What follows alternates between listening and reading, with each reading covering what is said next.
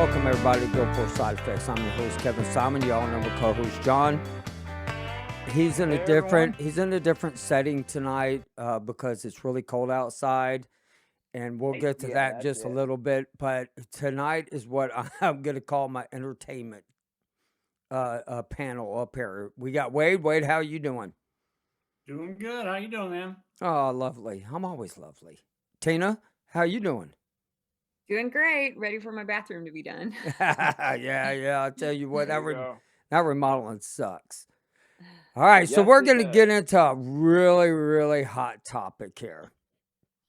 And it's going to be about discharges in the military.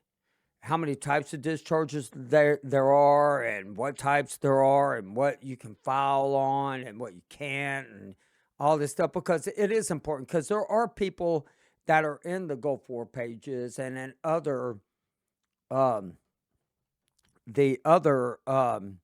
groups like Afghanistan who have, honorable discharge in general, all them. And so that's why I wanted to go over this tonight, because this is one topic that is never talked about. Everything else is. And every scope of aspect, this is what it is.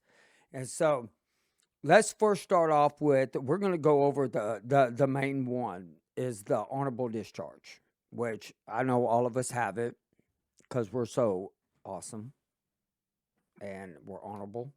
I wouldn't go like honorable, but y'all stop laughing. It was it was a good joke though, man. It was a good joke. But one of the reasons I want to talk about this evening is because honorable discharges,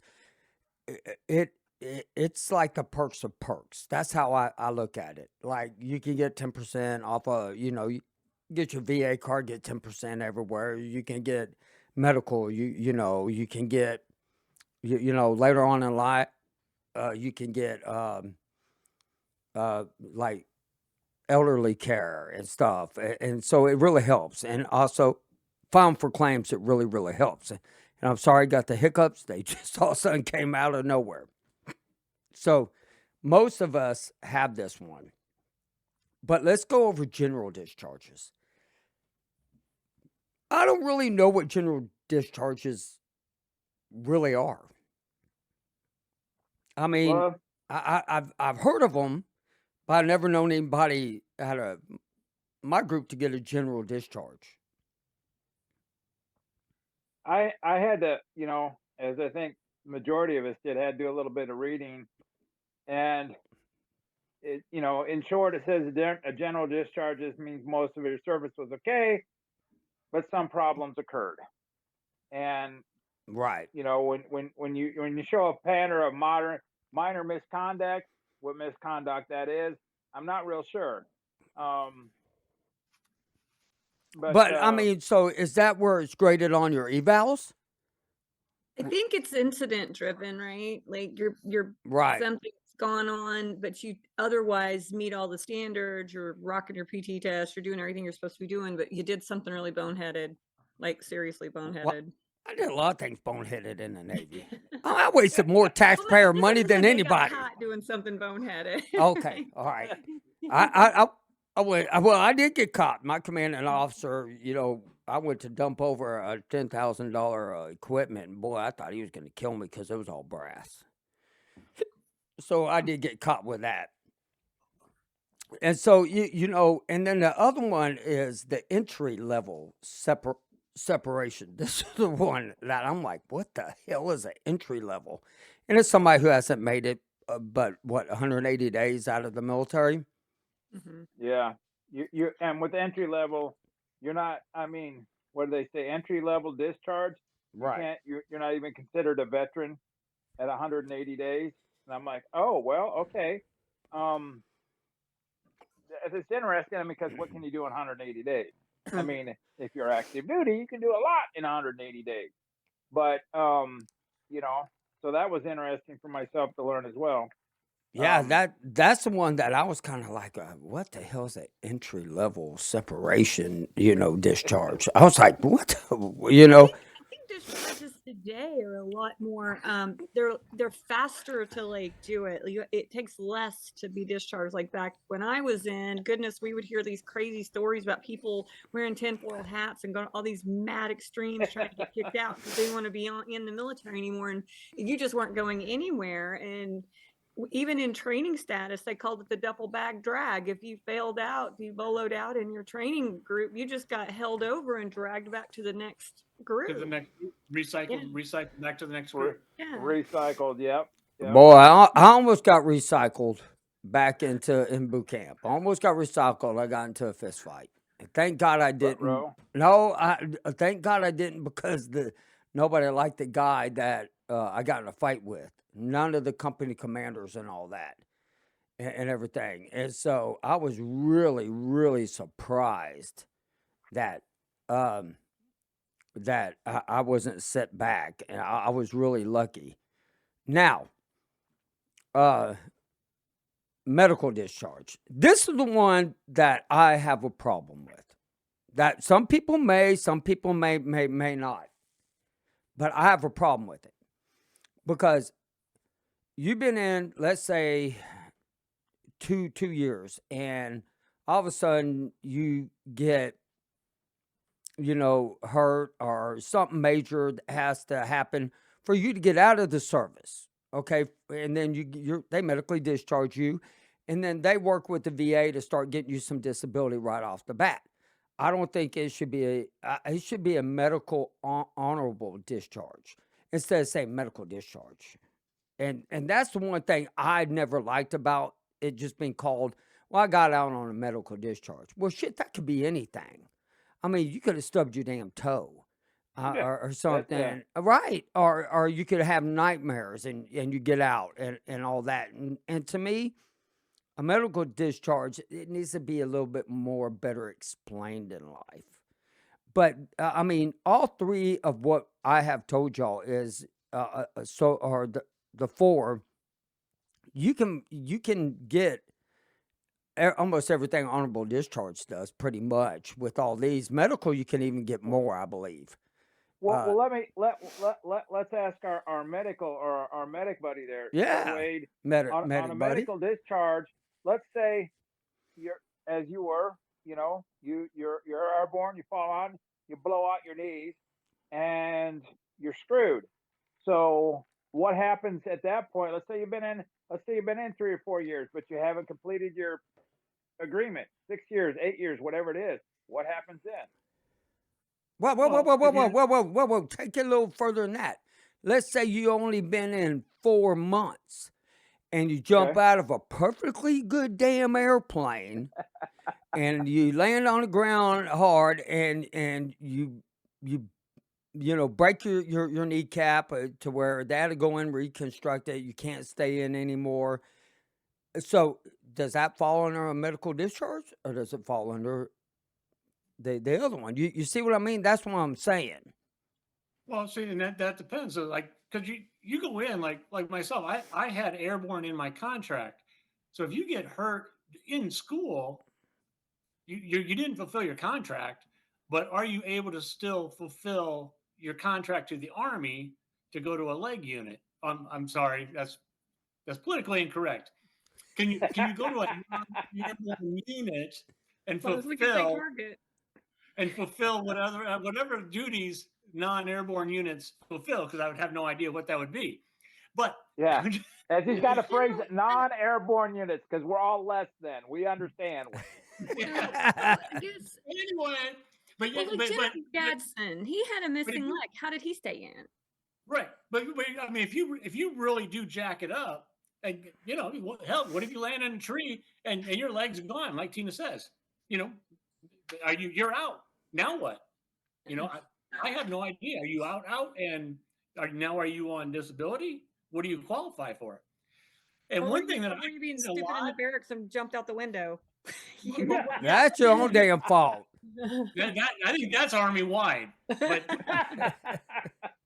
so what I've seen a lot of, and this is one thing I don't get, and I don't know if this is just kind of something that's thrown out there, is I've seen, like, for instance, an E5 for the Army, because I don't know other ranks for like Navy and Air Force.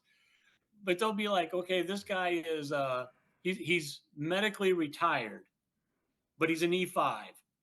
There is no way that he was in for 20 years and is still an E5 and medically retired. I have no idea what that he's injured. He's drastically injured. When were you Unless in So he was what? the in and really program?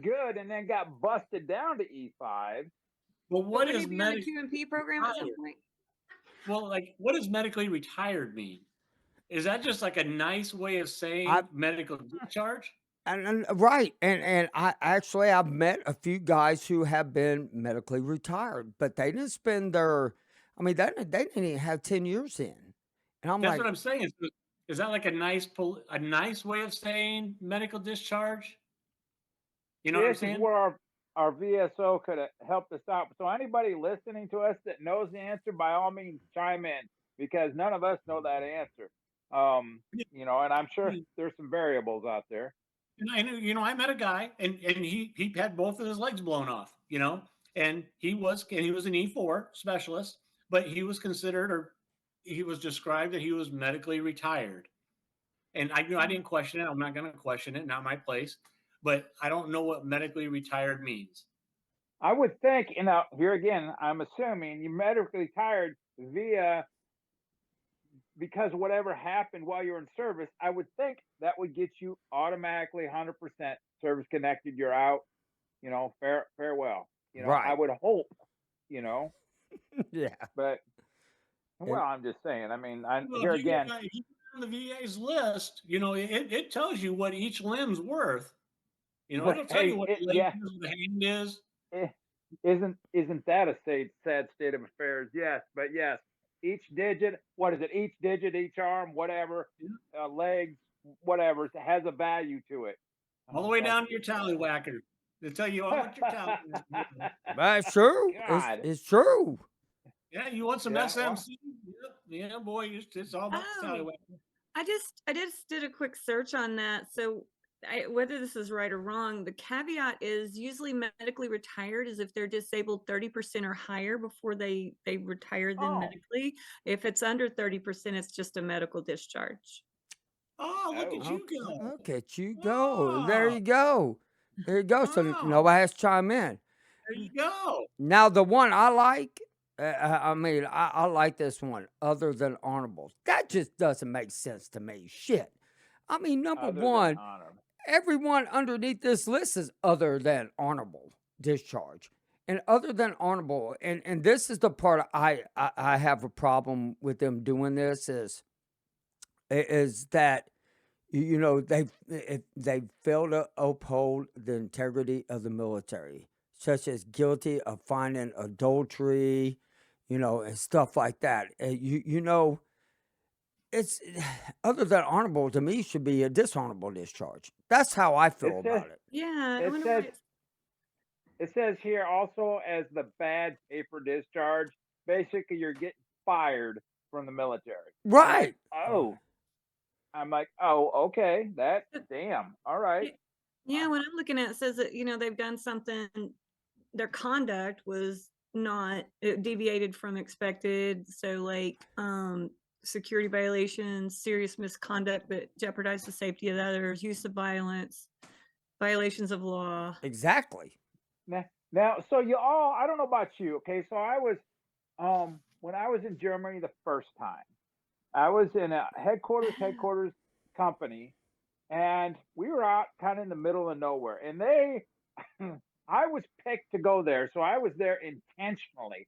But if you were a screw up, they had a tendency, if you were really had some issues on another concern, it was because they came to our concern to work, and we got some misfits. Let's phrase it like that. We talked about jumping out of a building. We actually had a dude. He was tripping on some acid. He thought he was Superman. He jumped out of a second-story building, and yeah, that kind of person. So, Well, I mean, I just did another quick search, and the difference between the two is basically what I just said for other than honorable, but a dishonorable discharge can only be handed down as a result of a general court martial. Right. oh, Right. okay. And on our ships, how these usually work underneath our ships is they'll go to captain's mast, and the captain will sit there and he'll make that determination. And so, Okay, so us non-Navy personnel, I can assume I think I know what captain's mast is, but why yeah, don't you break that you down? go in front of a captain, and he tells you what your sentence is, pretty much. 30 days bread and Oh, water, or you're the hell out of his navy. Like in bread. Article 15, where you Yeah, Okay. get to do some extra duty and lose a stripe, and right. and if you do that enough times, then they kick you out and give you an other than honorable, right? Or if you keep popping hot on your urinalysis, whereas a court martial, you really have to do something egregious, and you're basically tried as a criminal at that point. Right. And here's the one that to me that is the big kicker: dishonorable discharge. Yeah, yeah. It is really hard. I'm sorry, to get a dishonorable discharge. I don't give a shit what anybody says. Yeah, I mean, if you go in, like when we were in, if you got busted, uh, smoking weed or something, you're going to get out on other than honorable. They don't really knock you out for dishonorable discharge. And I know that there are people who go AWOL. Me and Wade were talking about this last night. These guys go AWOL, and almost every single one of these guys I know that I've known go AWOL got a dishonorable discharge. But let me tell you what they do. After they get home, they take that shit to court, and they get that shit upgraded to other than honorable. Mhm. So And then they wait another 6 months and get it upgraded again. right, and that to me is total bullshit. I'm sorry, that is such crap that you purposely went, smoked dope, you got out on a dishonorable discharge, because I knew a guy who did it, smoked dope purposely. He tried everything to get out of the military, everything. He smoked dope. They gave him a dishonorable discharge. They got tired of it because he just kept doing stuff over and over and over and over. Egregious. Yeah. And So, then, so he was like the clinger of MASH type of thing. yeah, exactly. But let me tell you what this cat did. He went and told his chaplain. Ouch. And the chaplain went and told the master at arms. They gave him a piss test. He failed it. They kicked him out, dishonorable discharge. He took it to the courts and told the courts, hey, I went to a chaplain. That's confidential. He broke that confidentiality. Oh. And he ended up getting he got an honorable discharge. And I'm like, wait a second. That shit, no way. No way. Like, he played the game. He won. But to me, if you get on a dishonorable discharge, that means you did something really crappy. And thing about it is so I found out, because I had a guest on, Jimmy, and he was telling us even if you have a dishonorable discharge, you can file for VA disability claims. I'm like, you gotta be kidding me. So I checked into it. I asked a few more people that I knew who knew this, and they said yes, but it's very, very hard. And if they get it, they get between 0 to 10%, but it's really hard for them to get it. And I'm over there like, I just don't think that they should get it. Now, not less that they were framed or Yeah. and I'm sure that stuff happens. Oh That yeah, I mean, there's bad leadership, right? That are just total jerks that will just if they don't like someone, make their life a living hell, oh yeah, yeah. And so we're going to now get into the dismissal of an officer discharge. Huh. I know some my captain got that. I want to know Really? why They don't gave you money out the door. why is it a dismissal officer discharge? Why isn't it a dishonorable discharge? Is that like worse? Because it's number 8 on the list. And I don't know, but my experience was mine was actually our Desert Storm CO. He screwed up over and over again. He withheld water from us. He hoarded everything for himself. What? A general had to fly into our location because he had an ammo unit in front of the armory unit, and we had to move back because he apparently didn't know how to read grid coordinates. So, but he got to stay in charge until we got back to the US, and then he was dismissed, but they gave him like $80,000 out the door. Wow. That is crazy. They withheld what he wouldn't let what? He wouldn't give you water? No, he stored it all in his tent for himself. And he was given Article 15s for people who weren't saluting him out there. Oh my God. Well, Well, okay. you're not supposed Wow. to salute an officer out there, Exactly. right? Yeah. I was happy to abide by his Duh. rule, though. Sure Now, can. now, I will tell y'all this. So there was a guy on our ship that he literally peed in and did all kinds of things into the water, drinking water and stuff. Oh. And that guy right there, he got dishonorable, and there's nothing else that's He should gonna. have got a blanket party on top He of should it. have been tossed over there. He should have Yeah. walked a plank. That's how I felt. Mhm. I'm like, nasty people, man. There's some That's- nasty that's people in this awful. world. But I wanted to go over that because nobody ever talks about these type of discharges. And I think it's important for people to know out there that when you go to file for a claim and you have a dishonorable discharge, you're going to have a very hard time. To me, I don't think you should get it. Even though you were out there the whole time, or you stick a shovel in some guy's stomach, you get kicked out, and this, and this. I'm sorry. You still should not get it, even if you've been poisoned. Because what you did, if you go unauthorized absence, and you leave your squadron behind and you screw them over, you should not get benefits. That's how I feel. That's just me. Well, let's those of us, the vast majority of us that did the right thing, served our country, you left, you got an honorable discharge, and you're suffering and you're trying to get the benefits. And I finally, after many, many years, was able to connect with some of the folks that I served with. And a few of the folks shared with me. Some of them, I was amazed. Some of them weren't aware of any issues that they had. Others said, "Hey, check with so and so. They've got brain cancer, et cetera, et cetera. I'm sitting at this percent of disability." And I'm thinking, well, why aren't you at 100%? And you know, and we've talked about this literally. I think every time we've had a podcast, talk to your VSO, because there is a lot of benefits out there for the veterans. I know we're talking about all the varied discharges, but those of us who did the honorable thing and got and trying to get our benefits, that's, as we all know, very discouraging when you're struggling to get the thing that you should have come. It shouldn't be difficult to get. And right, it's not like we're telling people to go out and make shit up. That's not what this is No, about. no. This is No. about your serious problems. And I want to tell y'all, to me, I think if you got a other than a general, I'm telling each and every one of y'all, I mean, there are cases out there that people have gotten dishonorable discharges that are total bullshit. Should not have gotten them. And And we, there should be some kind of due process for them, that's right? right. There should be. And there are legit people out there that are in the Navy that want to screw somebody over so bad that they do this and everything. I know there's one guy out there. I'm not going to say his name, but if I could ever find this guy, I'm going to take his ass and just be. I'm not even going to say what I'm going to say on there.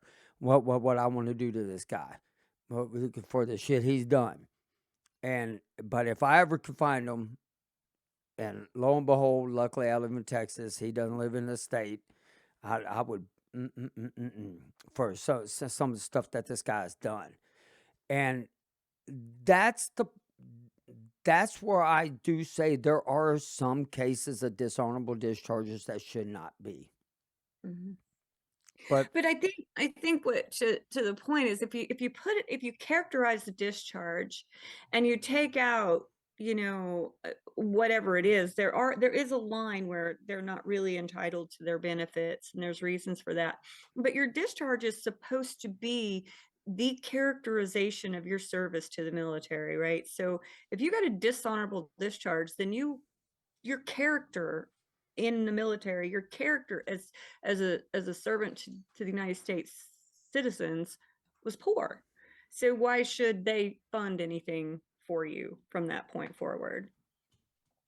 Right. Yeah, and and I'm sure, imagine it's damn few. We're talking about various discharges. The person who wouldn't know, that is unaware, well, okay, my grandfather, my buddy, somebody, blah blah blah, maybe it happens to be a civilian that's listening to, or a family of someone. They're like, okay, where do we find out about their discharge?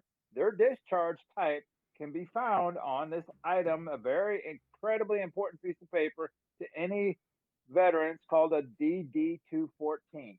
Mhm. It tells what that individual, how the time in service, what their awards were, what he or she, what kind of discharge was given, what their rank was. That's like the number one piece of paper in anybody's folder for a veteran to get benefits of any sort. If you cannot provide the DP-214, you cannot find, you cannot locate, you Well, are screwed. right, You know? right, and I mean, and that's the thing about it is there's a lot of people out there that, I mean, emotions are running high right now because of everything Congress has done and Senate has done with the PACT Act, but I got to tell y'all this story, and this is where now we're gonna go into kind of whatever we want to talk about for the next 10 minutes. I have uh, a good friend of mine. I can't say who it is. They got charged for the PACT Act for going to the exam. I bullshit you not. They read me the email, and they got charged a $50 copay, and their insurance got charged. Yes, John, you're shaking your head. I couldn't believe it No, I'm myself. shaking my head at disbelief. Kevin. Right? That's what I I'm know. shaking. Yeah, I So it know. clearly doesn't have any kind of rating or anything that qualified him for the medical 80%. benefit, right? 80%. It doesn't matter. Even if So you he don't, should. even if you don't have a rating, you should not be charged. That's what you're going in for, the PACT Act to file. It doesn't How matter. does that even happen?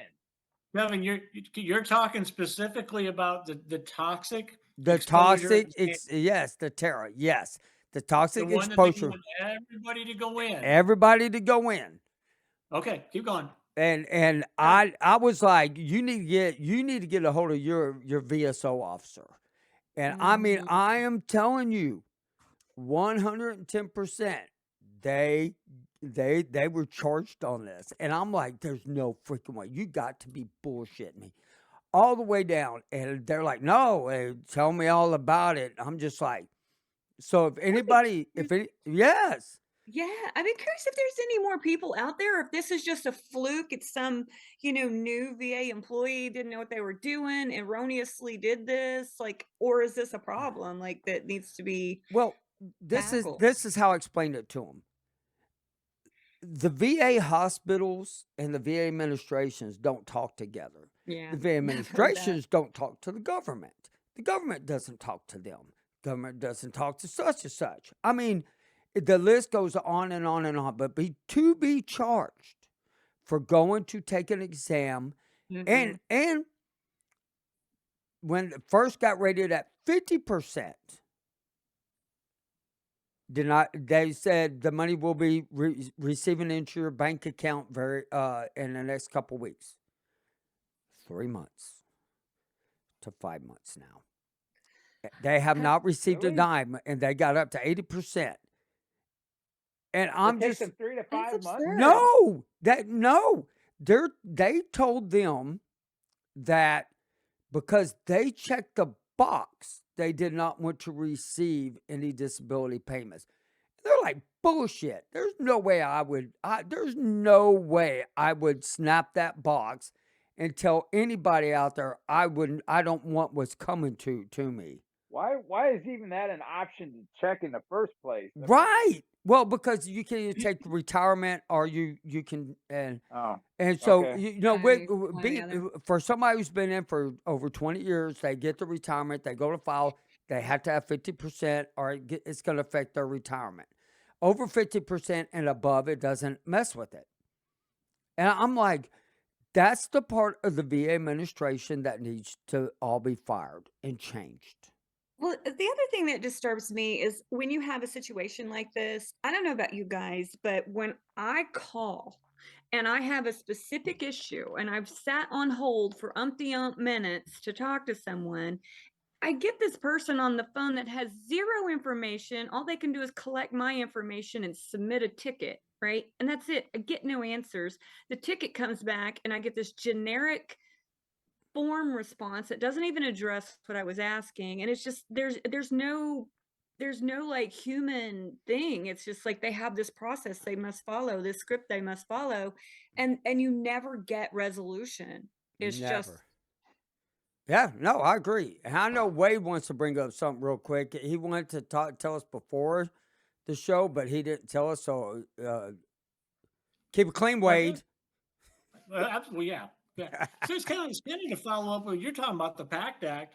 So I was just doing just a little research on my own.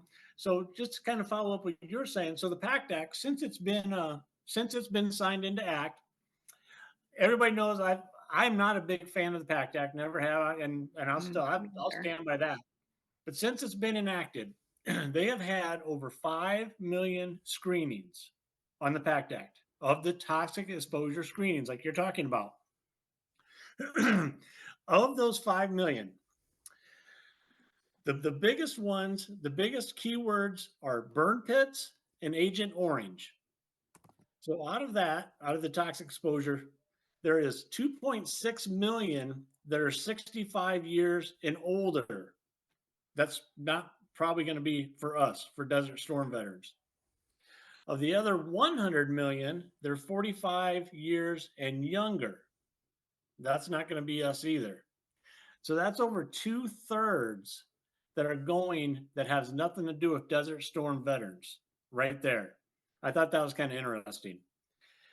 Out of the PACT Act came 300 health conditions that are presumed for service connection. I would love to see the list of 300 presumed health conditions That that is the interesting. that the VA automatically assumes that the condition was caused by the veteran service and provides compensation and care accordingly. I guess that accordingly probably is the ticket there. They can just give you Flexibility they have. they can give you 0% and then give you pills for it. That's accordingly. But I just thought that was kind I of just I'm gonna claim BS on them saying that that last part there. I'm just I mean I don't believe that at all. I well, mean you know how the I have presumptives are great. Presumptives are great, but if you go to file a claim, you get denied. But the presumptives are there. right. You know how you exactly. If talk you can't show that you did it, if you can't show that it's documented in your medical records way back when, somewhere in between, and currently, those presumptives are useless. But Kevin, you and I were discussing about how there was the Gulf War registry, and you'd already had it done. It Yes, is in your file, right? So they said that you didn't have to have the toxic exposure, right? correct, correct. Right. Well, I did as well, but I'm on the list to have the toxic exposure. 2 years now. I'm been on the list for 2 years to have the toxic 2 years. exposure. But there's also the Agent Orange registry, the Gulf War registry, the Burn Pit registry, the Mhm, Environmental Exposure registry. mhm. But if we have all those registries, then why are we at 5 million who are taking the toxic exposure registry if we already have all these other registries? Right. That's the thing. Because I, it sounds good. It makes it look like they're doing something. Well, in the meantime, the VA has increased their employment by over 300,000 Fee for due service. to the PACT Act coming into play. Now, to me, like I said, the PACT Act, it put us Desert Storm veterans in the rear view, and it's a money game, it's a shell game. I have found, myself included, but I have found very few Desert Storm veterans who have benefited for it. The ones who are benefiting, great. Kudos to you. I think that's Mhm. great. Don't Yes. stop. I definitely say do not stop. Keep going forward. And if it works out for you, great. But I just thought I thought that was interesting numbers. that I came across. I just thought I'd throw it out there. So it's squeaky dink. Well, What blows my no, mind that is he is said, inter- go ahead. Go ahead, Tina. I would just blows my mind that he said there's 300 presumptives out of that, what he just said. But when you go Right. look at the little high level flyers for this thing, how much do you see for presumptives on there? Just about a handful of 300. things for each era. 300 health conditions presumptive for service connection. Now, Where's so Tina, how many on that list is that?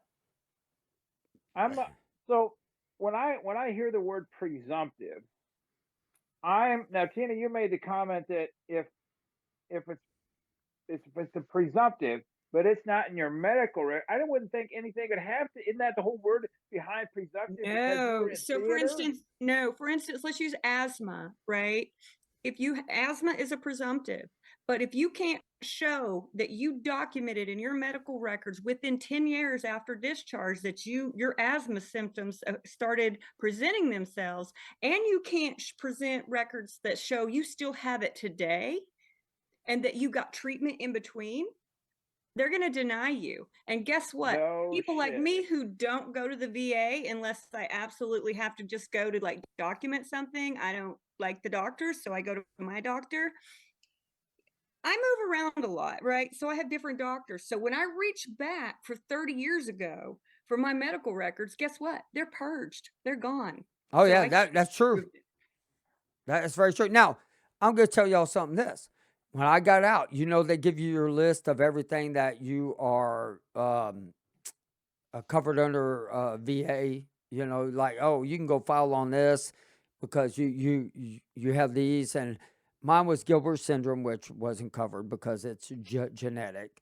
The other one that I had was digestive system disorder. Okay, the other one I had was GERD. The other one I had was kidney stones. The only thing they gave me was kidney stones, but not GERD or not digestive system disorders, even though they knew I was bleeding and everything else. So why don't they have to go all the way back to the first time when I got out and I filed for them and they told me that's not in your record? Because what it is, they changed the language. It's called IBS. It's not digestive system disorder. It's exactly how they get away. GERD, that one I can't explain because they lumped it into IBS, which I didn't get that neither. But That has nothing to do with your bowel. That's a whole different thing. They're two I different know. things. But wait, I don't know how that they got away with that, but but mine shows IBS. Now I didn't go. There was nothing, to my knowledge, in my records. It was because I was in the Gulf War. Is it because that I went through a variety of tests at a university there in Iowa City, and because of civilian doctors, and they found nothing? They didn't diagnose me with anything. They were up the head, zero. Is it because of that?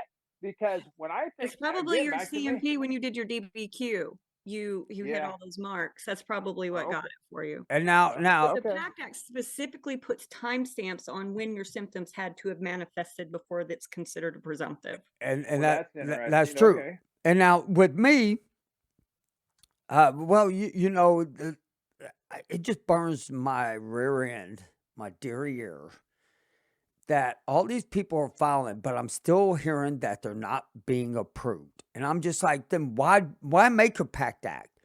So they can have more research, so they can add more people to the government dole on payments. They know what they did to us already. Exactly. They don't need more research. Thank you.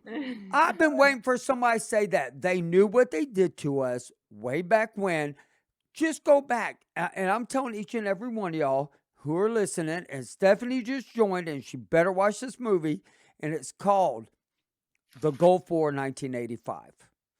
And I'm telling you, Wade, when you were telling me, you told us about it. Hey, y'all remember I told y'all this?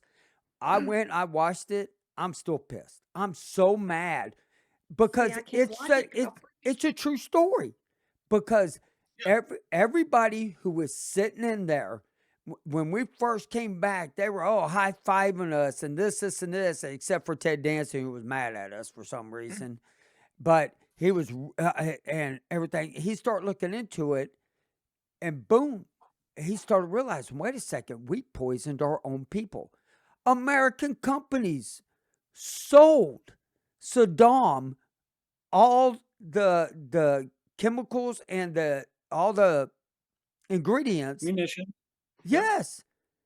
Well, not to mention we were big pharma's, Yeah. basically Yeah. trial. Yeah. Right. So I mean, I'm like, I'm really surprised that I haven't really, grown cauliflower out my butt or some crap or lettuce or well, you something. may yet. You I may yet. mean, You're really and gonna be a ticking truly, time bomb, it's like I look down at my feet and I know they get numb and everything. I look down, I'm like, well, I wonder what's going to grow down there later on in life, because we don't know what we were exposed to.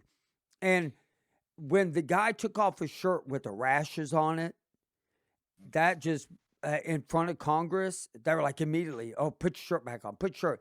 And it looked like everything was steamrolling right to it. And all of a sudden, they just took it away from us. In a blink of an eye, between the Bushes, the Cheneys, and all them people out there that knew what happened to us, that they just took it away. And I mean, I don't blame anybody else except for them, except for the ones who knew. And The Congress, thing is, we were kids, and that's what sucks, right? You hear a lot of people like, "Oh, well, you knew what you signed up for," or this or that. No, I didn't. I had no idea that that was part of service to my country. I had no idea that those that I'm supposed to trust and trust my life to would make those kinds of decisions to do that to me, right? but what's Uncle Sam's little say? It's not what you can do for your country, but what your country can do for you. Oh, I think it's the okay. other way around. Okay, I yeah. think that's the other way I around. was like, what? You know, well, this is something I've said ever since the PACT Act was even coming around. The whole thing that I've talked about was, so the older generations, obviously World War II, Korea, they're dying off. A lot of them may or may not have used the VA system. Desert Storm, I think a lot of us have used it. I think maybe, I shouldn't say a lot, but we didn't have a large number of bodies. So to keep the VA going, you need bodies.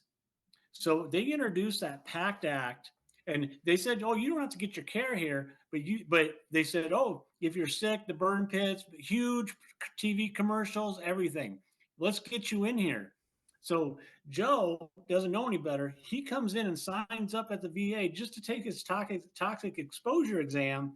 Well, now he's a body. He's a number inside the VA. So that's 1 million instantly in 2 years the VA gets Oh, of course. bodies. And then all of a Yes. sudden, their budget, now they need money. And We, and we, we, got, we got to keep that VA money. We got to keep that budget up there. and And that's what it's all about. I'm Is it's tired of keeping I'm tired of I mean, I'm tired of being thrown at the forefront of all their arguments up there. I really am. I'm tired of, oh, if you don't, get a budget, or the veterans ain't gonna get their money.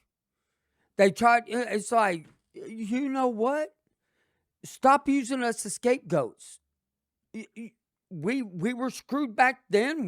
We'd be used to it again. I mean, Gen Xers on top of everything else, right? right. I mean, yeah. I mean, we drank out of water hoses. I mean, we survived a lot of crap growing up, and it's a shame, and we're resilient now. Each and Mhm. every us are resilient.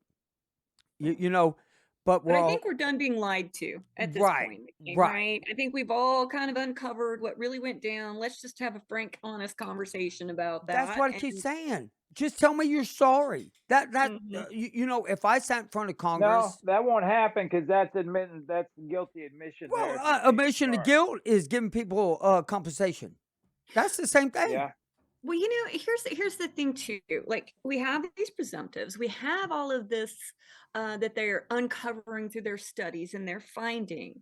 Why is it my responsibility to fight you, VA, when I filed a claim for these very same symptoms 10 years ago and it's in your computer system? Why aren't they tracing down the veterans that have already filed for these presumptives Right. and saying, hey, this is now a presumptive? we're going to reverse our decision. We need this from you. Why is it always on us to just go in there with our boxing gloves? Right. Well, that's a good point. And Tina, so there was a particular part in the movie. Now, Tina, have you watched that movie yet? No, The I Gulf just War? don't got it in me. Oh, well, okay. So, but Wade is watching. Kevin and I have both watched it. So, Kevin, Wade, my memory isn't so good. I remember it was. I thought, well, there's a conversation in about a couple of sentences that nailed it on the head. I don't know. It was somebody on the government or the military side reacting to a question. The gentleman was trying to defend the government. He says, well, something to the effect of, we're not seeing the connection or whatever term he used. And the soldier on the opposite side said something to the effect, well, if you're not seeing it, or how was it phrased when they said, well, what would you consider being bad enough? Do you remember that little back and Yeah, forth? I do. I do. And that And I I thought, think oh, that that soldier, he fucking nailed it. He was like, you got him. Because the right. dude, you could just say, it was like, And but that was like yeah, that was like in I think in part 2 of that yeah, series. yeah. I So think It was there's like, such a thing as being deliberately obtuse about the obvious, though. right. You know, But yeah. we're about to go in after show, but everybody go watch The Gulf War 1985. That it's means you like, too, Tina. it's just Yeah, I it's think just so. called The I No, Gulf watch War. no, movies no, that no, are no. about this I stuff. would Like, sit your family. I would have your parents watch it. I would have your kids watch it. I would have friends that don't understand what you're going through watch it to understand. That movie right there will it their blinders are here. Their blinders will do this after they watch that show. And It is tough to watch. It is tough to watch. it is tough to watch. And I'm not gonna say the acting was bad or anything. I mean, No? but it had some high powered people in there. But in the very beginning, it kind of throws you off a little bit. But you know, like, what kind of go for movie is this? Because I don't remember ever saying I'm going to go kick Saddam Dash. You know, their redneck talk is not very good. I'm just saying. But please I go. can talk redneck. Now I can talk redneck. But everybody, thanks for listening. We're about to go into the after the show, and thank you guys very much.